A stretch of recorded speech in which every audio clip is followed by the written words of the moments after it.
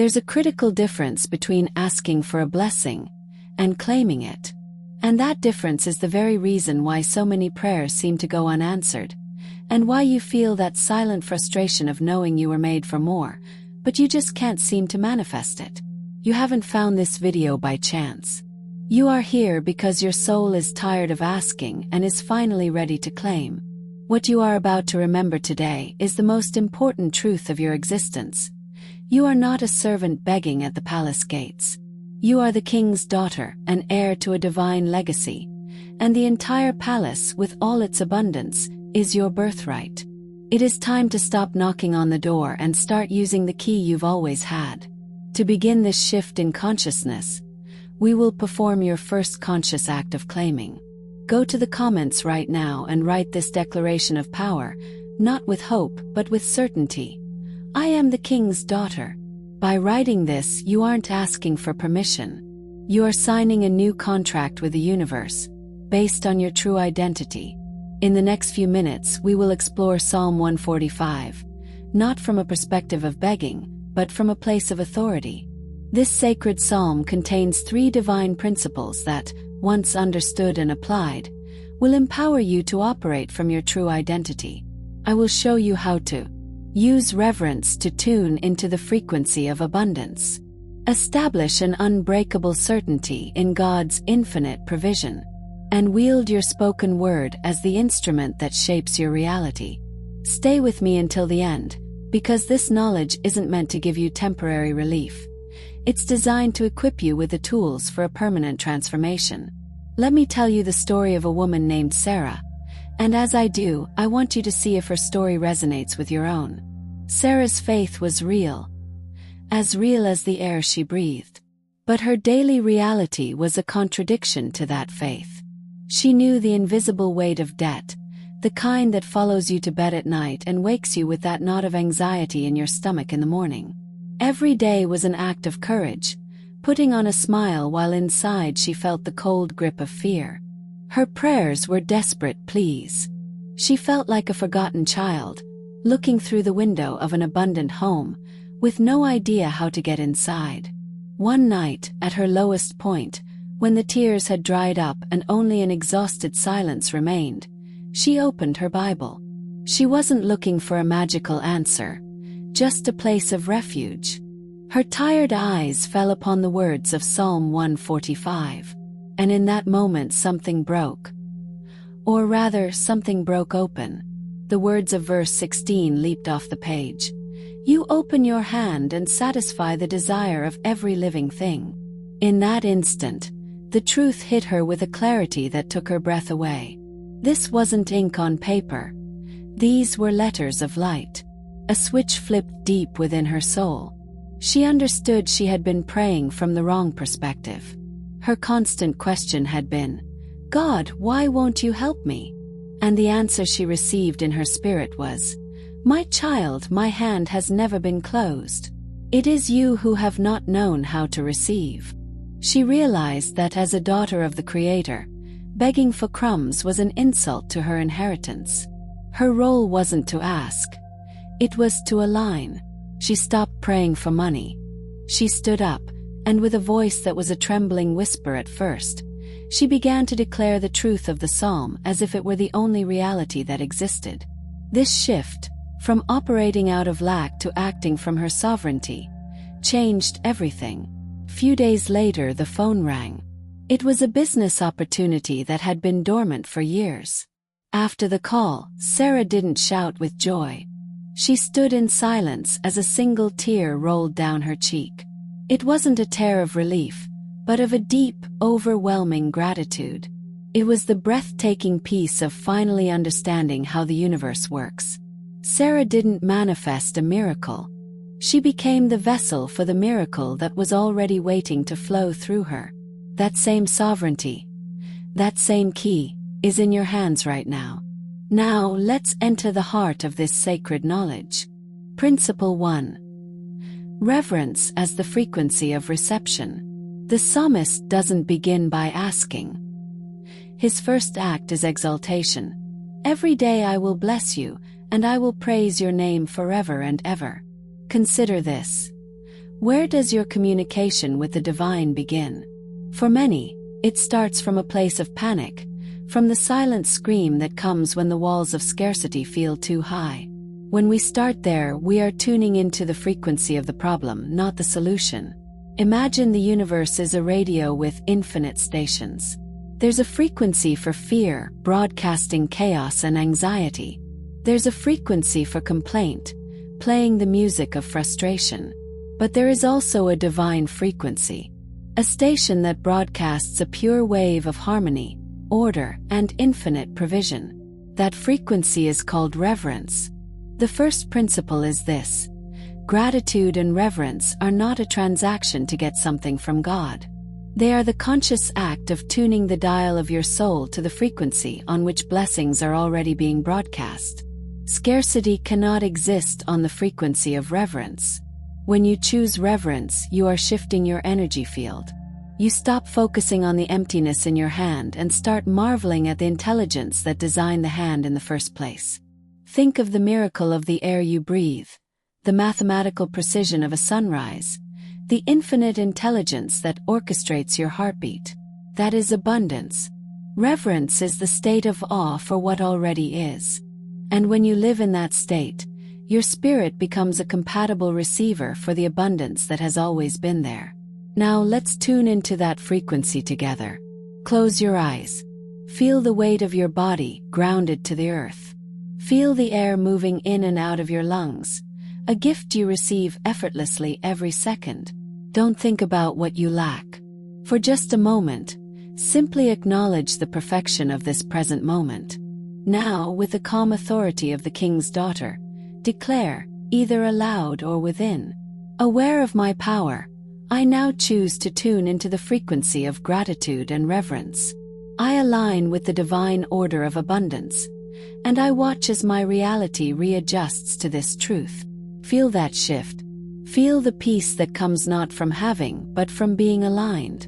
This is the true starting point. Principle 2. Certainty in infinite provision. If reverence is tuning the frequency, certainty is turning up the volume until the divine truth drowns out the noise of your fears. We now come to the beating heart of this psalm. You open your hand and satisfy the desire of every living thing. Notice the text doesn't say, you will open your hand if you're good enough.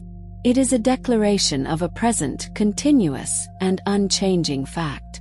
The second principle is this: God's provision is not an event. It is an environment. It is the ocean in which we all swim. The problem is, we've been conditioned to believe in scarcity, so we stand in the middle of this infinite ocean, holding a tiny empty cup, begging for a drop. God's hand is not a faucet that turns on and off. It is the ocean itself. Your sacred work is not to convince God to open his hand. Your work is to dismantle the 3 great lies that keep you thirsty in the middle of the water. The lie of unworthiness, the whispering ghost of I don't deserve it. The lie of scarcity, the paralyzing shadow of there isn't enough. The lie of loss, the anxious voice of what if I lose it? Now we're going to do more than visualize. We are going to rewrite a code in your subconscious. Close your eyes and take a deep breath. Imagine a river of warm, golden liquid light. It is immense, without beginning or end. Feel it flowing from the very center of your chest, from your connection to the source. Now honestly allow the barriers to show themselves. See the 3 lies as walls of dark glass or rusty chains. Acknowledge them without judgment. Now, feel your identity as the king's daughter ignite within you like a sun. From that center of power, extend your spiritual hand, and with the authority of your I am, touch those barriers. Watch as they don't shatter, but simply dissolve like fog in the morning sun. As they dissolve, declare with absolute certainty, divine provision is an ocean, and I am in it. Therefore I now dissolve every contract, conscious or unconscious, with lack.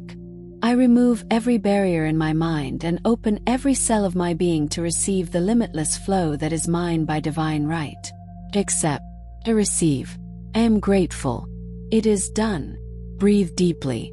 You are no longer waiting by the river. You have realized you are the river. Principle 3. The spoken word as manifested reality. We have tuned our souls and dissolved our barriers. Now we come to the final, most powerful act, creation. The psalm culminates with a promise. The Lord is near to all who call upon him, to all who call upon him in truth. The key to everything is in that last part. In truth. What does it mean to call in truth? It means to speak from the center of your true identity. Imagine an ambassador. When she speaks, she doesn't speak with her own personal authority. She speaks with the authority of the kingdom she represents. Her words carry weight because they are backed by the power of her sovereign. The third principle is this. Your word becomes an instrument of creation when you stop speaking as yourself and start speaking from your role as the king's daughter. When your words are just an echo of your fear, they are orphan words, floating powerlessly. But when you speak the truth of Scripture over your situation, your words are no longer just yours. They become the Word. They become the hammer that shapes and the light that dispels darkness, because they carry the seal and signature of the King.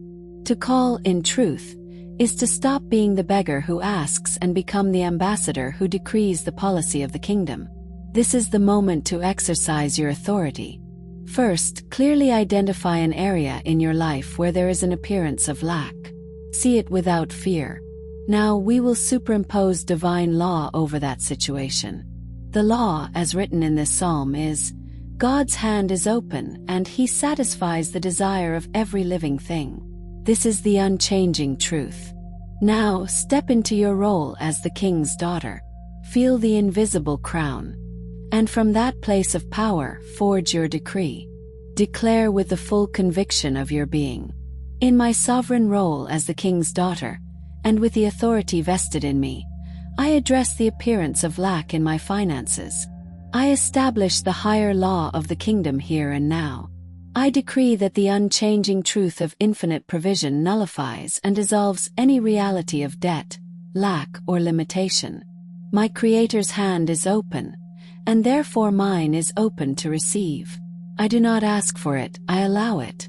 I do not hope for it, I establish it. The law of abundance is the only law I recognize. It is done. Feel the vibration of those words.